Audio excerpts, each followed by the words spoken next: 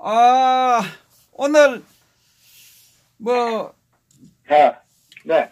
보셨습니까? 오늘 서울역에. 저 방송을 통해 잠깐 봤습니다. 예. 예, 많은 분들이 오늘 오셨습니다. 예. 네네, 예. 예.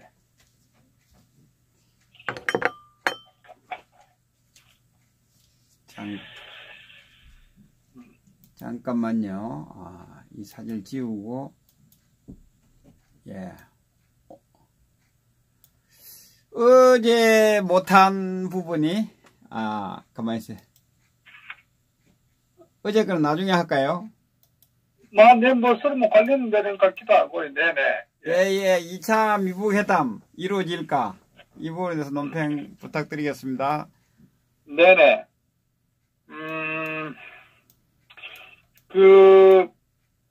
최근에 이제 문재인이 에이펙 정상회담에 이제 참석을 해서 여러 가지 많은 에피소드를 봤을 거예요. 좋은 모습이 미국 워싱턴 포스트 기자에게 찍혀서 이렇게 공개되기도 하고. 예, 함께 하시면 되겠다. 예. 네, 또 펜스 부통령하고의 어떤 회담에서도 한 50분 정도 기다리고 하여튼 이런 여러 가지 일들이 있었는데. 예. 또 중요한 거는 이번 지난번 아셈 유럽 정상회담에서도 결국 문재인 어떤 외교적인 그런 문제도 많이 이제 언급이 됐었죠. 실제 미국의 어떤 정책과 반하는. 예. 실제 결론적으로는 이제 제재 완화를 많은 정상들에게 요청도 하고, 사실은 서방 세계 흐름과는 전혀 동떨어진 그런 어떤 접근 방법, 외교적 접근 방법이 그러니까 망신을 살 정도로, 굉장히 어떤 이미지만 상당히, 국엔 그런 어떤 상황도 연출을 했는데요. 이번에 에이펙 정상회담도, 그런 것 같아요. 미국의 어떤 입장은 FFVD라는, 북한 핵에 대해서, 미국 입장은 전혀 어떤 변함이 없는데, 문재인 역시 이번에도 마찬가지로 러시아 푸틴하고 만나든 또는 아시아 다른 타국 정상들과 만나서도 북한 제재 완화에 대해서 지속적으로 요구를 했는데 결과적으로는 전혀 어떤 기대치와 다르게 이번에 에이펙 정상회담에서도 모든 대부분 만장일치로 북한 핵에 대해서 강력한 어떤 제재가 필요하다. 선 비핵화에 절대적으로 필요하다 하는 부분에 대해서 여지없이 어떤 그런 에이펙 정상회담 합의 도출이 이루어진 거고요. 예. 결국은 이제 그런 것 같아요. 전체적으로 보면은 지난번 유럽 아셈 정상회담 마찬가지, 이번 에이펙 정상회담도 마찬가지고. 이 김정은 이 독재 집단과 이 문재인을 제외한 전 세계 모든 국가들은, 단일 대우로 특히 미국의 어떤 정책 방향과, 그대로 함께 하는 그런 입장을 보였거든요. 그러니까 어떻게 보면은 외교적으로 철저히 왕따를 당하고 있다. 고립화되고 있다. 그것을 여실히 보여줄 것 같아요. 맞습니다. 그것이 현재 이 문재인 좌파 세력들의 현 주소다. 이렇게 보고 또 하나는 이 김정은이가 비핵화를 어떻게 꼼수로 조금 돌파구 핵은 유지를 하면서 경제 제재에 대한 해제를 좀 열어볼까 이런 많은 노력도 하고 특히 이제 문재인을 내세워 가지고 어떤 대외적인 외교적인 어떤 노력을 많이 하지만은 전혀 달라진 것 없이 오히려 명확하게 전 세계적으로 왕따만 당하는 그런 어떤 참혹한 어떤 모습을 경험했다. 저는 이렇게 보고요. 예. 심지어 푸틴 같은 경우도 결국 이제 문재인이가 이 대북 제재 해제 요청을 했지만은 비핵화가 우선이다. 그런 입장을 푸틴도 견지를 했거든요. 사실 이제 너무 국제 정세에 어둡다 이런 저는 생각이 들어요. 왜냐하면은 아시다시피 지금 그 러시아 같은 경우도 그 2015년 예. 이후로 이제 그 경제 제재를 유럽과 미국으로부터 그 당하고 있거든요. 예. 그 사실 러시아도 경제 사정이 굉장히 안 좋습니다. 거의 뭐 2016년도 마이너스 성장할 정도로 특히 환율도 굉장히 불안하고 그 러시아 국민들도 굉장히 어려운 정도로 지금 경제적인 압박도 심하고 그렇기 때문에 특히 푸틴 같은 경우도 그런 상황을 잘 알기 때문에 가능하면은 이 트럼프하고 좋은 관계를 유지하고자 하는 그런 그 입장이에요. 왜냐면은 일단 경제적인 어떤 그런 그 상태가 안 좋기 때문에 결국 이제 뭐 국가의 지도자란 거는 국민들이 어려운 어떤 삶에 처하면은 그 문제 돌파하기 위해서 국내적으로 국외적으로 여러 가지 노력을 하는 게 상식이고 푸틴도 뭐 영리한 사람이기 때문에 이런 세계적으로 돌아가는 사람 너무 잘 아니까 예. 결국 미국의 어떤 정책에 그렇게 반하는 그런 행동을 할 수가 없거든요. 그렇기 때문에 이번에 문재인이 푸틴하고 정상회담에서 어떻게 조금 이 김정은을 두둔하는 듯한 또 그 두둔하고 이 제재를 완화를 어떻게 좀 발을 같이 함께 그 보조를 맞춰볼까 했는데 푸틴부터도 뭐 결국은 어떤 전혀 기대와 동떨어진 그런 어떤 그 답을 들을 수밖에 없었던 일종의 자기들 항상 보면 중국이나 러시아를 그러니까 공산주의를 거의 가까이 하고자 하는 세력 아닙니까? 현재 이 주사파 세력들이. 예. 결국 이제, 러시아로부터도 그런 어떤 반응을 얻을 수밖에 없었고, 중국도 마찬가지고요. 뭐 서방 세계는 말하면 뭐 하겠습니까? 그래서 그런 부분이 아마 이 문재인 이 세력들이 아마 뼈저리게 경험했지 않나. 이제는, 미국하고 뭐 단독 회담 하더라도, 뭐, 굉장히 어떤 좋은 소리 못 듣고, 특히 뭐 본인이 수종했던 중국이나 러시아 같은 데로부터도 전혀 어떤 동의를 구하지 못했고, 뭐 나머지 일본은 물론이겠죠. 뭐 다른 서방 세계도 마찬가지. 그러니까 아마 전 세계도 유일무이하게 김정은하고 문재인만 가까울 뿐이지 나머지는 두둔한 사람 세력 국가는 한 곳도 없다. 이게 아마 국제사회의 현실이라는 걸 아마 뼈저리 느낀 것 같아요. 그리고 특히 또 이제 제가 이 관련해가지고 지금 미국의 입장은요 간단치 않는 것 같습니다. 특히 이제 미국의 중간선거 이후에 이번 참 에펙에서 이 펜스하고 이 회담을 하면서도 오히려 미국의 어떤 펜스 같은 경우는 특히 2차 미국 회담할 때 북핵 리스트가 굉장히 중요하다. 이런 부분은 그 다음에 비핵화 검증에 대한 어떤 그런 계획도 중요하기 때문에 오히려 뭐 문재인 같은 경우는 가능하면 미국과 회담을 안 하려고 했을 거예요. 해봐야 어차피 미국 입장은 뻔하기 때문에 또 펜스 같은 경우는 미국의 입장을 뭐 아주 원칙적으로 아주 강력한 어떤 입장을 또 이 문재인에게 전달했기 때문에 아마 어쨌거나 이 문재인은 국제적으로도 자기 편이 한 국가도 없다는 걸 아마 새삼 뼈저리게 느꼈을 것이다 이렇게 보고 있습니다. 그러고 말씀드렸다시피 이제 11월 6일 날 미국 중간선거 이후에 미국의 흐름이 어떻게 달라지고 있냐 하면요. 예. 미국은 크게 두 가지 축으로 이렇게 이 대북 제재를 움직이는 것 같아요. 말씀드렸다시피 지금 지난번 아셈에서도 미국의 어떤 대북 특사 비건 대표가 외교적으로 어떤 북핵에 대한 강력한 압박 공조 정책을 뒤쪽에서 외교적으로 이제 많이 노력을 했었고 또 결과 어쨌거나 뭐 CVID는 절대적으로 이런 어떤 명제다는 부분을 이제 끌어냈었고 이번 에이펙에서도 마찬가지 뭐 표현은 다르지만 FFVD라는 결국은 완전하고 검증을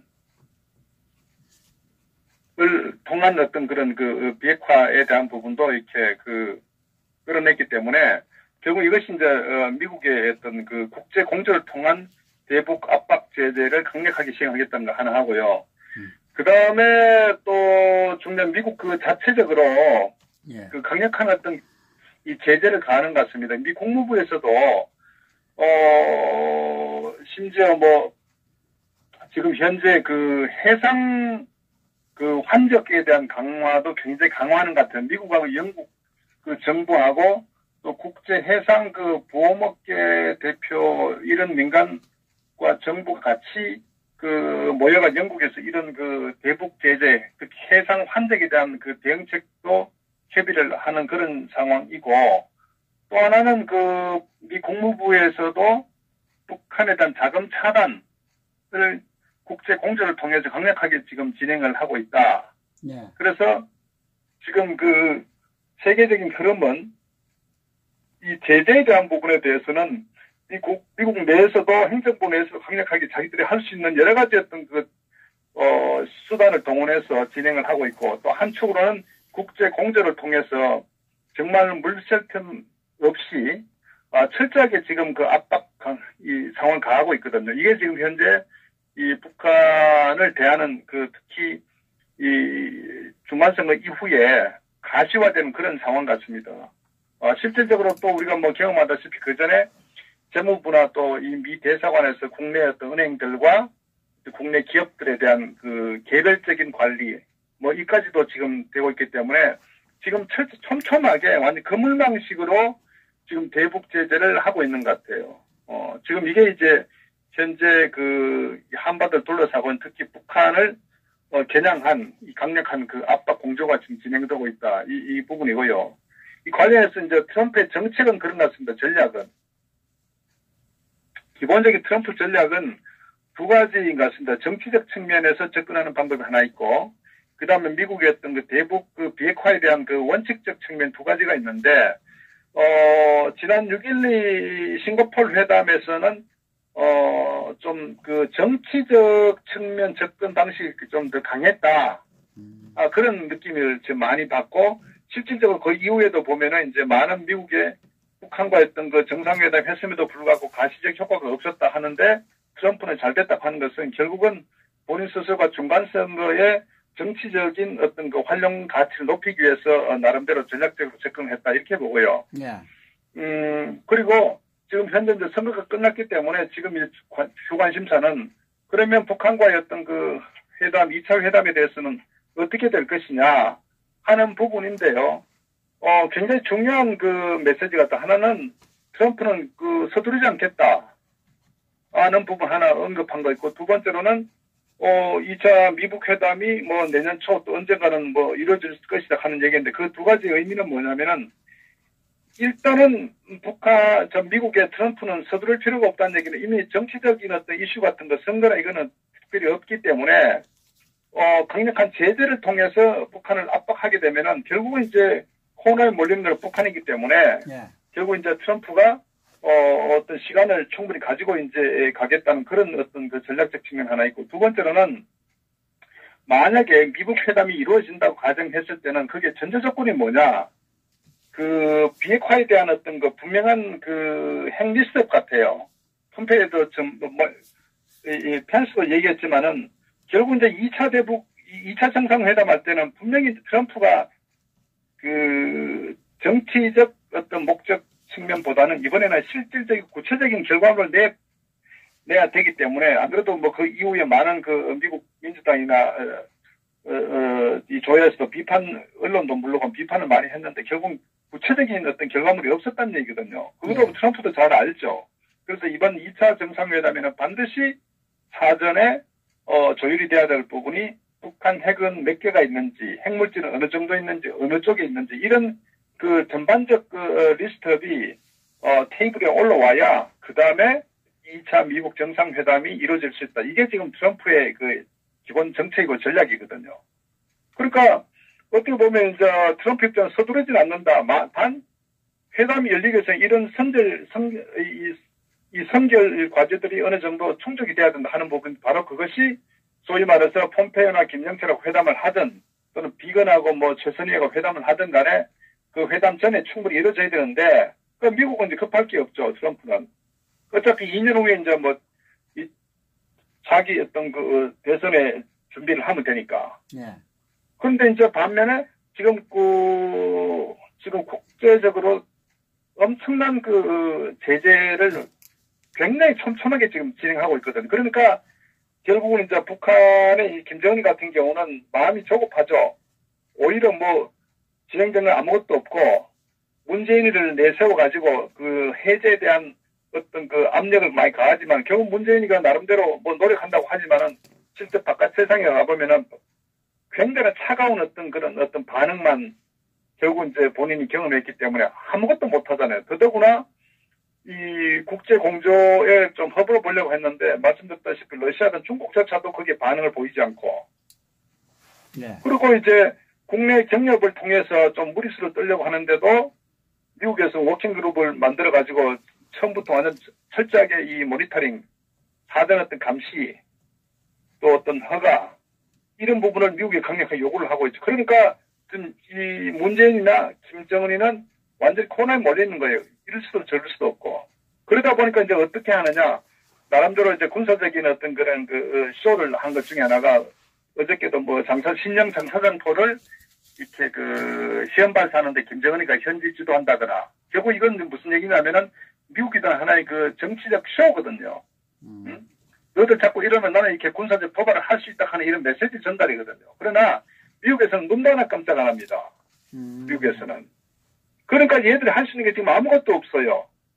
기껏 귤 주는 것도, 보내는 것도 지금 미국 쪽에서 어떻게 바라보냐면은 그런 표현을 하더라고요. 시바우 전 주한미 대사 같은 경우도 보면은 이 국제 제재를 경계를 허무는 그런 행위를 지금 하고 있다. 이런 얘기 하거든요. 그러니까 뭐냐면은 북한에 대한 어떤 전략 물자부터 해서 모든 생필품까지도 제재를 하도록 되어 있는데 귤이 넘어가는 것도 과연 이것이 이 제재의 위반이냐 아니냐 하는 어떤 경계를 시험하는 거 아니냐 할 정도로 우려를 많이 하고 있어요. 그래서 미국에서는 철저하게 모든 아주 사소한 것까지도 상당히 모니터링을 하고 있기 때문에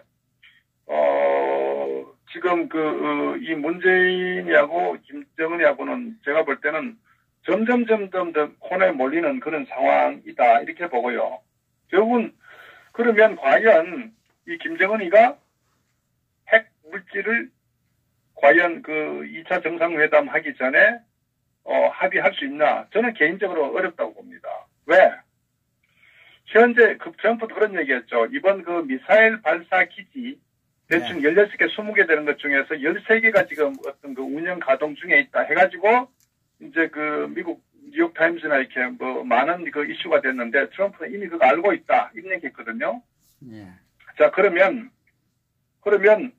지금 현재 미국의 정보는 상당히 북한의 어떤 여러 가지 핵에 대한 숫자가 몇 개인지 어느 정도까지도 어느 정도 추정을 하고 있고 정보를 가지고 있는데 만약에 이 김정은이가 속이려고 핵리스트업을 숫자를 달리했다 또는 위치가 다르게 했을 때 오히려 그게 진정성이 아니다 거짓이라는 것이 오히려 그냥 밝혀지는 어떤 그런 상황이 될 수 있기 때문에 결국은 이제 북한의 김정은도 굉장히 머리가 아픈 거예요. 이걸 제대로 할 수도 없고 하자니 자기 정치적 생명과 체제의 어떤 유지와 직결되고 안 하고 대충 몇 개 또 속이고 숨기고 이 숫자를 좀 달리해서 제출했을 때는 또 미국으로부터 완전히 또 어떤 진정성에 의심받기 때문에 오히려 역효과를 가져올 수 있고 이러니까 지금 김정은이는 이러지도 못하고 저러지도 못하는 거죠. 그러니까 지난번 강경화가 폼페이오 만나가지고 이 사전 핵 리스트업 같은 걸 하면 갈등만 커지기 때문에 그냥 넘어가고 이 해제부터 먼저 하고 이런 하는 것도 결국은 이 북한의 입장의 속내를 그만큼 지금 골치 아프다는 거거든요. 그러니까 결국은 저는 개인적으로 봤을 때 대전제가 뭐냐.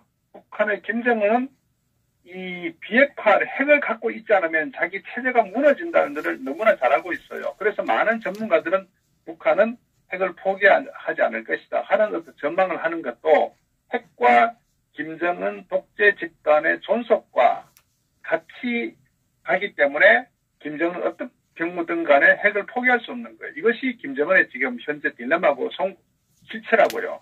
예. 그런데 미국에서는 너 이거 핵리스트 신고 안 하면은 굉장히 압박 가하고 거기다가 만약에 조금 도발하면 군사적으로 같이 그 단계를 가한다는 이런 또 미국은 강력한 메시지를 보내니까 이게 지금 골치 아픈 거예요. 그런데 그러면 서로 입장이 이제 이렇게 뻔한데 시간에 누구 편이냐.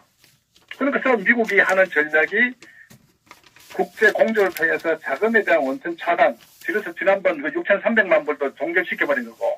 예. 그 다음에 이런 해상에 대한 환자까지도 지금 영국과 미국이 굉장히 공조를 해가지고 또 호주부터 해서 여러 가지 캐나다부터 해서 많은 국가들이 동참해가지고 철저하게 이제 봉쇄를 하고 있죠. 또 한편으로는 지금 미국에서도 러시아나 중국을 통해서도 굉장히 압박을 가하고 있죠. 한국에서는 귤 보냄까지도 지금 굉장히 미국에서도 달갑지 않게 생각하고 있죠. 이러니까 어떻게 아무것도 할 수 없잖아요. 예. 그럼 결국 시간이 지나면 누구 편이냐? 결국 이제 굉장히 현재 정착적으로 가고 있다. 그리고 특히 문재인 같은 경우 이번에 완전히 큰 실수를 했는 게 저번에 마찬가지 외교적으로 유럽 가서도 완전히 그 국제 상황과 미국의 입장은 다른 어떤 그런 반미적인 어떤 외교 행태를 보였고 이번 에이펙에서도 마찬가지로 똑같이 결국 이제 미국 주도의 어떤 그 제재 이탈하는 그런 어떤 그 반미적인 외교적 행태를 보였기 때문에 이제는 한미 정상회담 어떤 형태 고위적 회담의 의미가 없다고 봅니다. 그렇기 때문에 이번 펜스가 한국을 방문하지 않는 것도 이미 현 이 좌파 정권의 이 실체를 알고 있고 그들이 지금까지 1년 반 동안 속이고 숨기고 미국을 또 배신한 그런 상황을 너무나 잘 알기 때문에 이거 만나봐야 결과가 뻔하기 때문에 더 이상 고위 회담이 열리지 않고 앞으로도 저는 그렇다고 봅니다. 그래서 지금 현재 이 문재인의 어떤 그 입지가 굉장히 이제 완전히 축소됐다. 이제 아마 문재인이 어느 정상들하고 만나도 동의하지 않는 이게 할 게 아무것도 없는 거예요. 그래서 저는 굉장히 외교적 실패였고 고립화됐고 왕따됐다. 그리고 지금 현재 이제 이런 국제적 흐름에 따라서 북한의 김정은은 완전 고립화 길로 가고 있고 경제 제재가 점점 강화되는 시점에서 아무것도 해줄 수 없으니까 결국은 이제 상당히 어떤 심각한 고민에 빠졌다. 저는 이렇게 지금 판단을 하고 있습니다. 예. 어제 뭡니까 유진유 회장님 네. 예. 인터뷰 하신 거 보셨습니까? 죄송하지만 못 봤습니까? 예, 말씀 주시죠. 이면에는 상당한 내용들이 아마 암시하는 그런 이야기로 저는 받아들였습니다. 뭐냐면 김정은은 꼭 죽는다. 김정은은 꼭 죽는다는 말을 했고요. 그리고 쿠바 대통령이 북한을 얼마 전에 방문을 했지 않습니까? 예. 그러니까 망명 아니면 죽는다는 이런 이야기를 했거든요. 거기에 뒤면에 좀 알고 계시는 게 있으신지? 네네네. 저는 그렇게 봅니다. 말씀드렸듯이 현재 흘러가는 국제 흐름이 예. 지금 김정은은 선택의 여지가 없다는 겁니다. 쉽게 얘기하면은 2018년도는 어떤 김정은에게 좋은 기회였어요. 네. 지금까지 김정은 북한 집단은 항상 미국과 직접적 정상회담을 끊임없이 욕을 해왔거든. 김정일 때부터. 예. 그래서 그 당시 육자회담 같은 경우도 결국 이제 들러리기 때문에 북한은 미국과 정상회담을 통해서 이 문제를 한꺼번에 원샷으로 끝내기를 바랐다고요. 예. 그런데 결국은 지난번 6.12 지방 싱가포르 정상회담 했음에도 불구하고 실제 보면 어떤 서방 세계에 얼굴을 삐쳤다는 거지 구체적인 결과는 아무것도 없었거든요. 미국은 아무것도 주지 않았거든요. 예. 그러니까 이제 이런 상황에서 사실은 또 미국이나 서방 세계에 또 굉장히 실망을 했던 거는 결국은 실질적인 비핵화 조치는 아무것도 없었단 말이에요. 그러니까 이제 완전히 철저하게 저들의 어떤 속셈, 역시 북한은 지난 70년간 거짓 자기 기만하던 그 전략과 전혀 변한 게 없구나. 한 어떤 그 실체만 확인해 그런 상황이었거든요. 그러니까 말씀드렸다시피 지금 미국과 유엔에서는 강력한 제재를 전 방위적으로 지금 하고 있기 때문에 이제는 만약 김정은이가 2차 정상회담을 한다고 했을 때 핵리스트, 소위 핵을 100% 포기하지 않는 상황이 되지 않으면은 전혀 그 김정은은 선택의 여지가 없다. 또 말씀드렸다시피 북한의 김정은은 핵을 포기하고 싶은 마음은 1%도 없다. 이게 또 현실. 그러다 보니까 결국 충돌한단 말이에요. 어떡할 거냐. 그래서 저는 그 유진일 회장의 입장에, 미국의 어떤 그런 입장을, 일종의 언급한 것도 결국은 제가 볼 때는 서로가 뻔히 알면서 지금 종착지하고 있다. 그래서 말씀드렸다시피 김정은이가 지금 선택할 수 있는 거는 핵을 완전히 포기해갖고 항복하고 나오는 방법 하나. 근데 그건 아무 쉽지 않고, 아니면은 결국은 말씀드렸다시피 어떤 극단적 상황이 레짐 체인지 같은 경우도 그 미국 정부에서도 그런 얘기 나오잖아. 만약에 핵을 포기하지 끝까지 않는다면은 결국은 북한 레짐 체인지 외에는 방법 없다. 이것도 미국의 상당히 선택적, 현실적인 옵션 중에 하나란 말이에요. 예.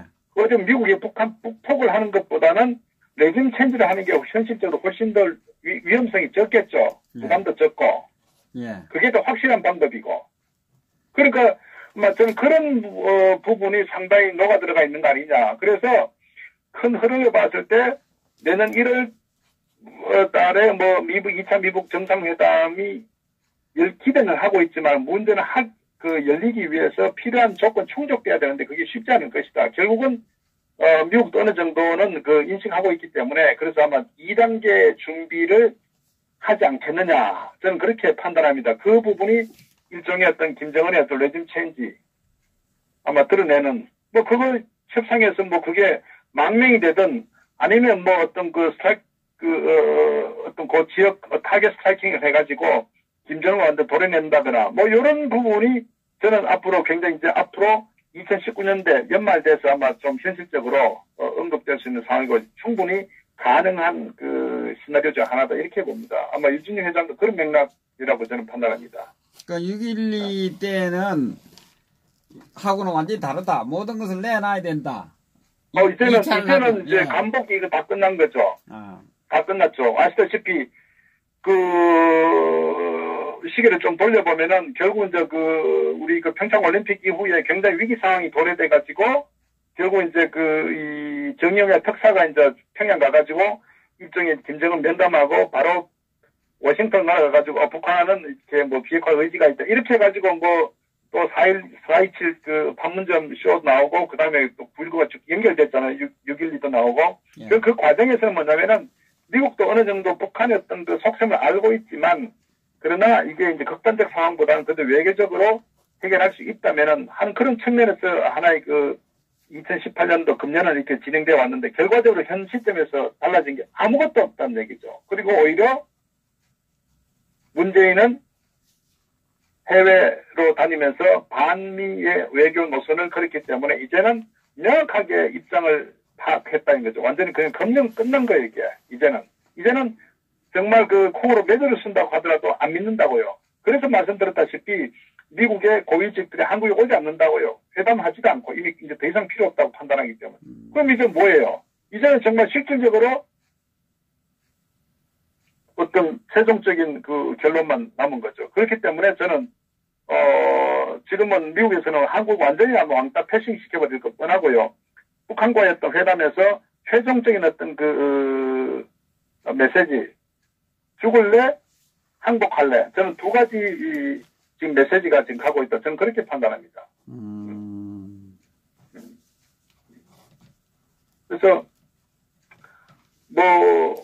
어쨌거나 지금 트럼프는 여유가 있다. 그래서 트럼프는 이제 실무적으로 지금 이제 제재에 대한 철저한 국제 공조를 강화시켜 나가고 있고 또 미국 국무부 주관으로 해서 이 자금 차단 또 제재 해상 차단 이런 식으로 좀 구체화 가고 있다고 봅니다.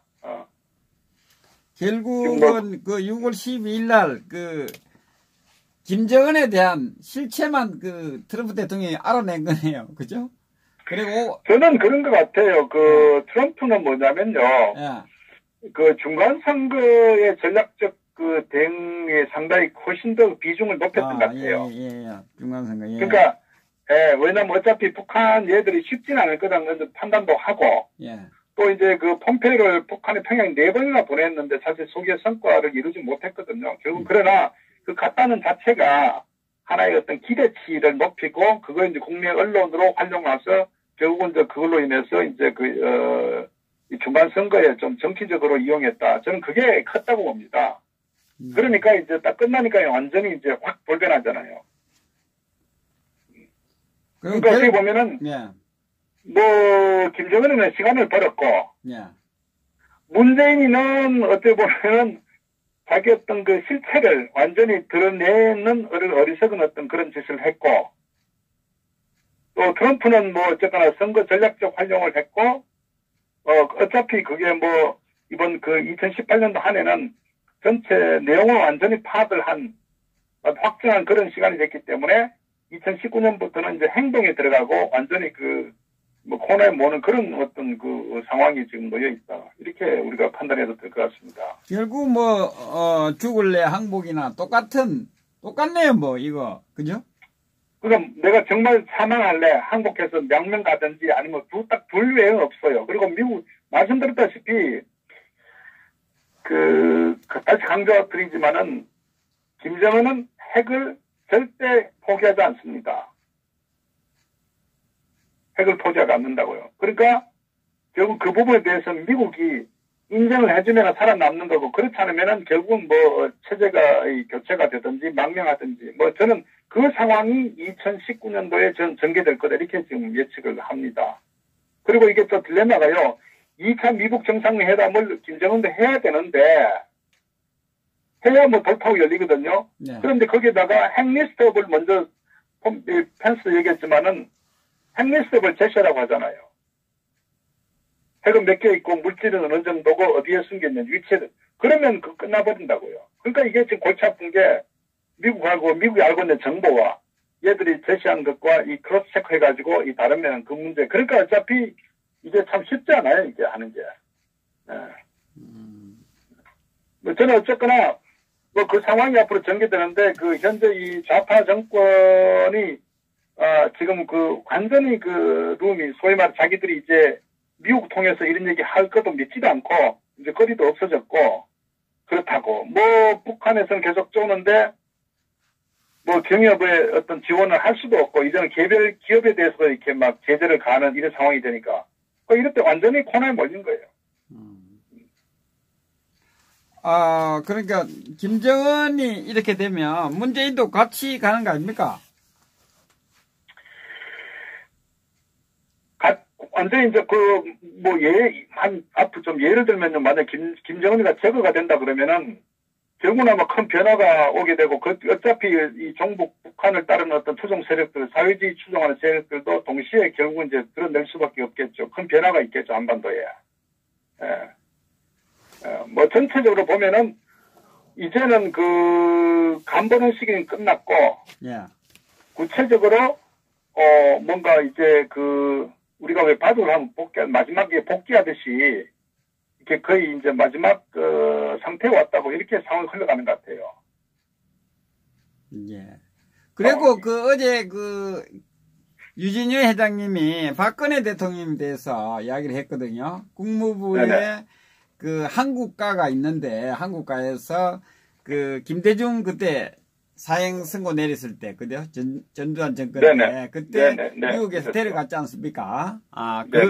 그 수순을 밟아달라고 이야기를 해가지고 서류를 만들어서 한국 정부에 그걸 해서 하겠다고 이렇게 이야기를 어제 했거든요. 저는 가능하다고 봅니다. 왜냐하면은 현재 국제관계에서 특히 어떤 한미관계에 있어가지고 현재 이 문재인 좌파 정권이 이제 코너에 몰려 있어요. 국제적으로 완전 고립되어 있습니다. 그리고 미국에서도 이 탄핵 과정의 실체를 아마 상당히 인식하고 있을 겁니다. 그러나 초창기에 지지율이나 또 우리 한미관계 대북 이 비핵화 문제 관련돼 갖고 복잡한 그 이슈들이 얽혀 있기 때문에 예. 소위 미국에서도 어떤 박근혜 대통령에 대한 어떤 그 구명 내지는 여러 가지 뭐 석방시켜서 미국으로 어떻게 모시고 간다 이런 여러 가지 충분히 할 수 있는데 예.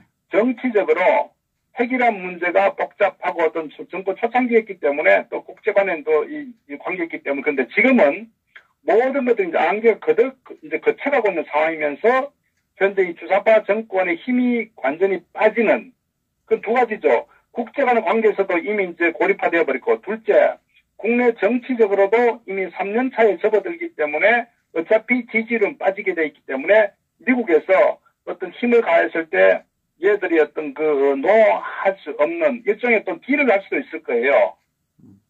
그래서 저는 뭐 그런 측면들이 어쨌거나 2019년도에는 엄청난 그 국내적으로 국제적으로 큰 변화가 많이 올 거다. 저는 그렇게 봅니다. 뭐 그런 관점에서 박근혜 대통령의 어떤 그 미국이 어떤 그 영향력 행사하는 그것도 충분히 현실적으로 가능하다. 아마 실제 또 그렇게 될 수도 있지 않겠냐. 일단 뭐 예를 들어서 한번 가정을 해보면 2월 16일로 우리가 그 구속 만기 기한 아닙니까? 예. 그럼 그때 일단 뭐 석방시키고 그다음에 어떤 그 신변 보호나 어떤 건강해갖고 미국으로 뭐 또 갈 수도 있고 저는 뭐 그런 시나리오도 충분히 가능하다. 지금 현재 분위기 자체가 지금 흘러가고 있다고 문재인이 힘이 빠지는 상태이기 때문에 네. 저는 그런 그 연관돼서 어떤 이 문제가 같이 물려 들어갈 수 있다. 저는 그렇게 판단을 합니다. 예. 다만 이제 예. 우리가 할 게 뭐냐면요. 예. 미 정부에다가 할 수 있는 뭐 강력하게 그 박 대통령에 대한 어떤 그 신변 그 보호 예. 이거를 미국 정부나 행정부 통해서 여러 때 강력하게 좀 그 로비 내지는 좀 어떤 역할을 하는 게 참 중요할 것 같아요. 지금 현실적 시기가 다가오고 있기 때문에. 그게 굉장히 중요합니다, 지금. 저는 뭐 그런 부분들 정치권에서 예. 어떤 거 미 대사관하고도 어떤 교감을 갖는 것도 중요하다고 봐요. 미 대사관. 그 굉장히 중요할 것 같아요. 그 해리슨 대사 쪽하고 뭐 당에서도 또는 그 우파 외교 쪽 채널을 통하든 돼가지고 아마 좀 강력하게 좀 역할을 하면은 저는 현실화될 가능성이 크다. 그렇게 지금 판단을 하고 있고요. 어차피 정치 사건이기 때문에 저는 뭐 그런 가능성을 내다보고 있습니다. 예. 너무나 장시간 너무나 수고하셨습니다. 네네, 감사합니다. 예, 네. 감사합니다. 네. 우리 김동수 박사님께 박수를 보내주시기 바랍니다. 통쾌한 논평을 해주셨습니다. 자, ABQ님, 박수 10번 치셨습니다. 감사합니다. 감사합니다.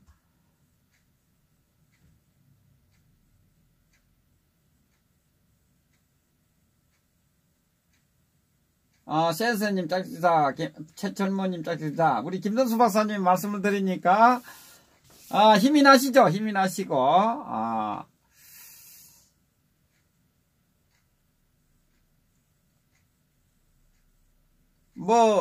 제가 박근혜 대통령님, 미국으로 써놨다고,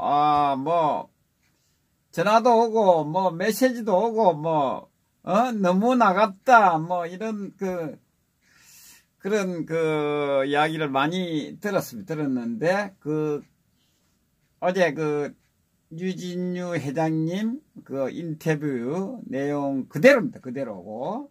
그래서 여러분들이 많이 궁금해 할 것 같아서 우리 김동수 박사님한테 그 부분을 물어봤습니다. 이제는 좀 이해가 되셨나요?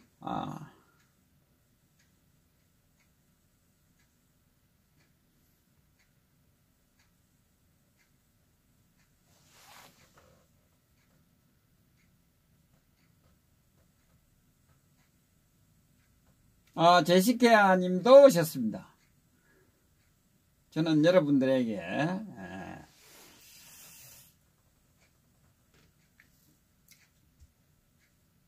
우리 훌륭한 논평 하시는 분을 통해서 꿈과 희망을 드리려고 하고 있습니다.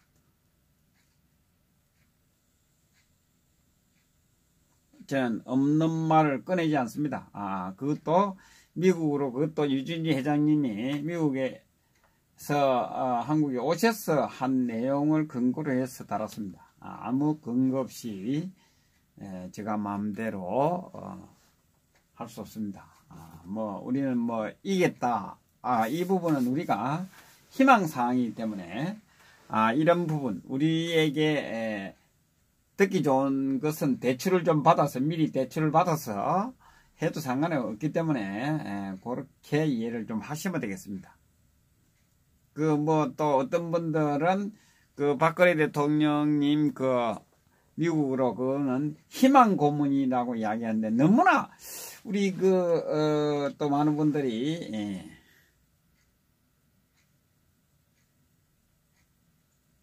좀 비관적으로 보는 분들도 계시는 것 같고, 항상 제가 이야기하지만 어떤 긍정적인 생각이 필요한 때입니다.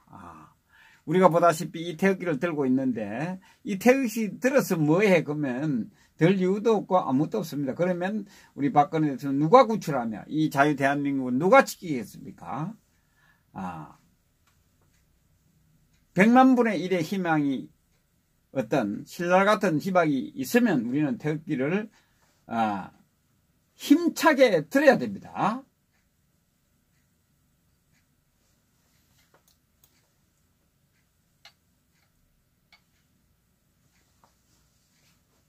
그렇지 않습니까? 여러분들, 저는 우리 억울한 우리 박근혜 대통령 생각한다면 우리는 태극기를 팔이 아프더라도 열심히 들고 흔들어야 된다고 저는 생각합니다. 그분은 정치적으로 지금 감옥에 가 있습니다. 가 있고, 정치인이 돈을 받지 않았다, 1원도 받지 않았다는 것은 깨끗하다는 것이고, 정치를 소신껏 했다, 이렇게 보기 때문에 죄가 없다는 겁니다. 제가 그렇지 않습니까? 돈을 받으면 또 공정하지 못한, 정의롭지 못한 쪽으로 돈의 노예가 될 수도 있기 때문에 돈을 받지 않았다는 것은 지도자로서 소신껏 했다. 그렇기 때문에 박근혜 대통령 죄가 없다는 겁니다. 20년, 30년 통장을 다 뒤져도 돈을 받은 것이 없는, 그러니까 검찰이고 이 좌파 정권이 깜짝 놀라는 거죠.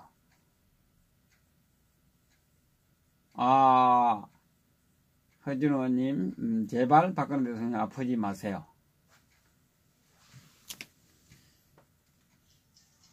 그 이야기는 박근혜 대통령님이 죄가 없다는 것은 반대로 생각하면 문호구가 죄가 있다는 것으로 우리가 합리적 판단을 할 수 있는, 합리적 의심, 판단이 아니라 의심을 할 수 있는 것이 되겠습니다. 자, 우리 오랜만에 포 선생님 한번 연결하겠습니다. 포 선생님. 포 선생님 전화를 한번 보자.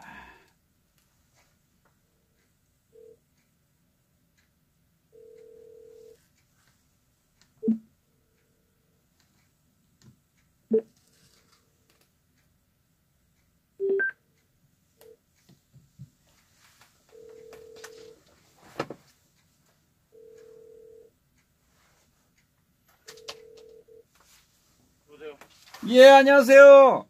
예, 반갑습니다. 잘 계시죠? 잘이지요. 어머님은 건강히? 연세가 많으시니까네. 예. 그렇습니다. 그러시구나. 그래도, 독감 예방 주사도 맞고 잘 계십니다. 그러시군요. 예. 예. 어제 혹시 그 동영상을 보셨나요? 어제 허준 선생님 저 동영상 봤습니다. 유진유, 예. 그 예, 부분에 오늘 낮에 봤습니다. 예, 그 부분에 대해서 한 말씀 좀 해주시고. 그거는 제가 1년 전에 이야기를 했지 않습니까? 예. 그 허준 선생님 기억 안 납니까? 예, 했습니다. 예, 박근혜 대통령은 미국에서 예. 옛날에 김대중이도 카터가 데리고 왔는데, 예. 카터가 데리고 왔는데 왜 박근혜 대통령한테 미국에서 이 공산당한테 감금돼 있는데, 예. 어떤 구실을 갖다가 만들더라도 미국에 데리고 와가지고 정상적인 사법 재판을 받아야 될 그런 부분이고, 예. 그 다음에 중국과 북한을 갖다 견제하기 위해서는 박근혜 대통령을 빨리 미국으로 데리고 가는 게 그게 수다. 예. 내가 허준 방송에서 2번을 갖다 이야기했는데, 내가. 그리고 거기 왜냐면 그 모든 게 갖춰질라 그러면, 예. 물론 예를 들어서 거기 당분간은 안 데낍니다. 단기간 안 데낀데, 왜냐면은 한국이 문호구가 정신없는 데가 도라이거든. 이 도라이기 때문에. 예를 들어서 지금 재판도 끝난 상황이 아니기 때문에, 미국에 갈 수가 없습니다. 이래 할 수도. 왜냐면 전두환 때는 왜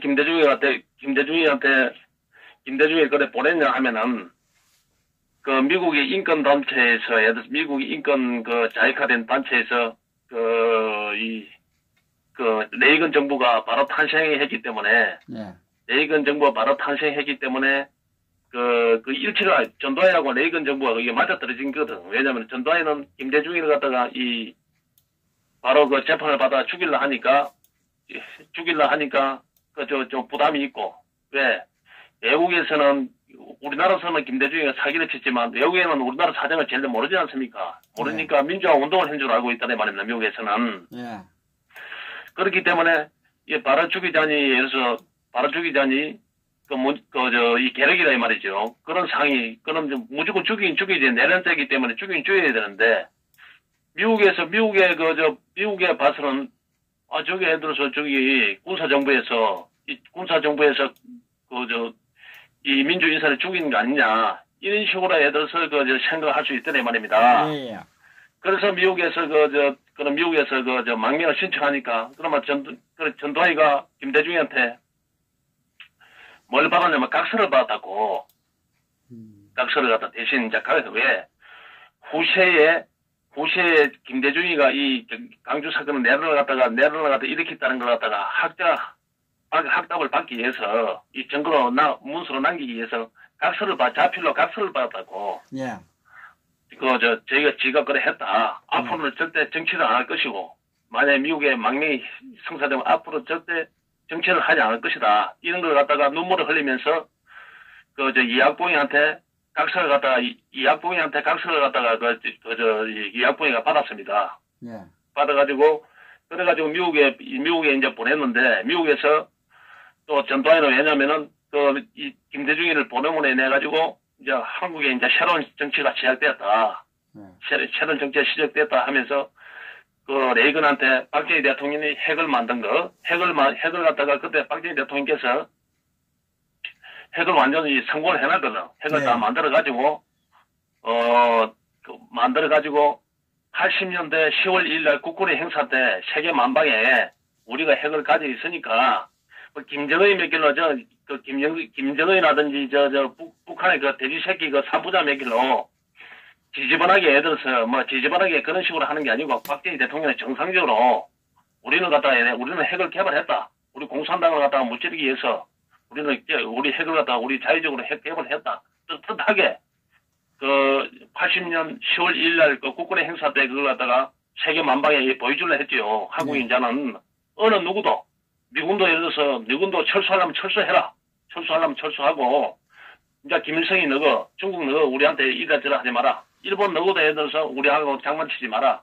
예, 나는 자유민주주의를 수호할 것이며, 내 국민과 내 민족을 갖다가 어느 나라의 간섭도 받지 않고, 어느 나라의 예를 들어서 서러움을 받지 않게, 나는 내 국민의 서러움을 받지 않게, 이 자유 대한민국의 자유체제 안에서 이 부국 관계를 내가 만들어내겠다. 이런 걸 갖다가 선포하면서, 핵을 10월 1일 날, 80년 10월 1일 날, 그 세계 만방에 보여줄라 했지요. 선언을 하고. 예. 그런데 불행하게도 돌아가셨으니까 79년에 돌아갔으니까 예. 그런 그 안타까운 일이지요. 우리 국군이 세계로 뻗칠 수 있었는 그런 부분인데 그때 이제 그런 부분이 안타까운 그런 경우가 생겼고 그 박정희 대통령이 서거하시는 바람에 그래서 전두환은 박정희 대통령의 핵 프로그램을 갖다가 모든 걸 갖다가 이 미국 레이건 정부한테 주고 예. 레이건 정부한테 주고 수준 높은 그 기술을 갖다 미국한테 넘겨주금과 동시에 미국의 레이건이 전두환을 갖다가 세계 지도자, 취임하고 난 다음에 세계 지도자 중에서 최초로 전두환을 갖다가 미국에 초청을 합니다. 미국에 초청을 해가지고 전두환한테 그걸 줍니다. 왜냐면은 전두환한테 미국에서 이 사람은 한국의 대통령이 맞다. 한국의 대통령이 맞고 한국이 앞으로 잘 이끌어갈 우리 우방이다. 우방의 대통령이 맞다는 것 같다. 세계 만방에 미국이 인정을 해준 게나 마찬가지지요. 네. 예, 그래 인정을 해주다 보면 됩니다. 그래서 전두환의 생각과 미국 내 생각과 일치했기 때문에 김대중을 갖다 보내준 겁니다. 미국으로. 그 전두환이가 마음 걸로 안 보내줄 수도 있지요. 깜깜해놔둘 수도 있고 예를 들어서 사용을 시킬 수 있는데 그런 여러 가지 정치적인 예를 들어서 빅딜이 맞았기 때문에 김대중을 보내줬지요. 대신 또 김대중이 반성을 하고 눈물을 흘리면서 앞으로는 정치를 추구도 안 한다고 이렇게 자기가 학답을 하고 자기 자필로 각서를 쓰고 그래 미국으로 갔습니다. 그런데 세상에 예를 들어서 못 믿을 거는 우리나라 3대 못 믿는 게 있지 않습니까? 옛날 말이 있지 않습니까? 옛날 말이. 예. 중국집 다방, 김대중이 말은 전혀 못 믿는다 이 말이죠. 우리나라 3대 못 믿을 겁니다. 왜? 중국집에 이놈들 예를 들어서 맨날 늦게 오면서 전화하면, 언제 도착하면 갔습니다. 도착할 때 다 됐습니다. 그러면서 맨날 도착할 때 다 됐다 그런다고. 맞습니다. 야, 다방도 안 그래서 다방에 커피씩 나라면, 배달 갔습니다. 산다고. 배달 출발도 안 하고 있으면서, 나중에 바빠가지고 출발도 안 하고 있으면서, 항상 배달했다고. 지금 가고 있다고. 도착할 때 다 됐다고. 인자 보따리 싸고 있으면서. 네. 그래서 우리나라 3대 옛날에 80년대, 90년대 우리나라 3대 거짓말이 김대중이, 다방, 중국집이 우리나라 3대 거짓말쟁이라 국민들이 다 시골에는 다 알고 있습니다. 전체적으로 그런 부분이. 그래서 박근혜 대통령도 박근혜 대통령도 유진유 그분 말씀이 맞는 겁니다. 맞는데 왜냐면 한국의 그런